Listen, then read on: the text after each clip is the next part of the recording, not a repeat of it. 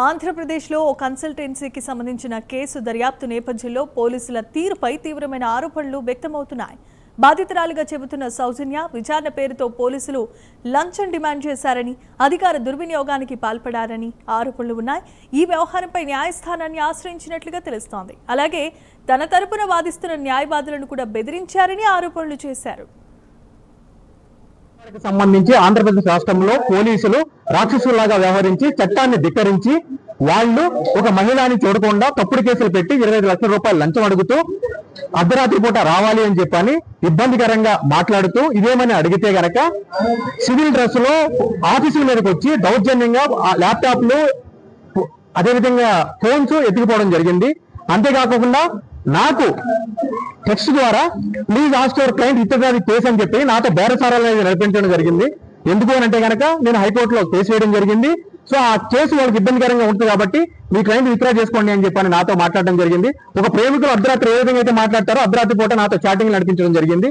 నాతో phone conversations ఉన్నాయి, settle చేసుకోమని చెప్పి అంటున్నారు.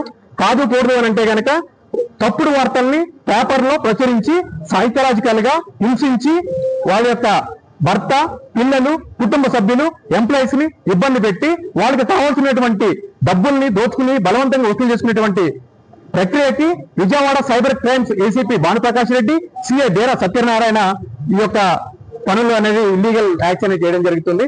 సో దానికి సంబంధించి మేము కోర్టులో కేసులు వేయడం జరిగింది.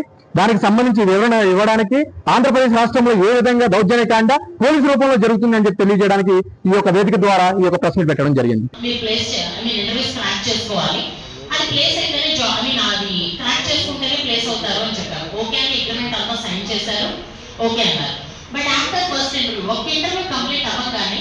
మా అమౌంట్ మాకు రీఫండ్ ఇవ్వండి, లేదంటే కనుక మేము ఏదైతే మీరు కన్సల్టెన్సీ అని చెప్పి మల్టిపుల్ పీపుల్ మీ ఆఫీస్కి రోజు వస్తున్నారు, వీళ్ళందరూ ముందే కూర్చుని రోజు ఆఫీస్కి వచ్చి ఒక 10 మందిని తీసుకొచ్చి మీరు ఫేక్ అది ఇదని స్ప్రెడ్ చేస్తాము, మీరు ఏదైతే సెన్సిటివ్ పాయింట్ లో ఉన్నారో అంటే కన్సల్టెన్సీ అనగానే ఒక పర్సన్ కి ఏదైతే భయం ఉంటుందో దాన్ని మేము ఇది చేస్తాము అని చెప్పి స్టార్ట్ చేసింది ఆవిడ.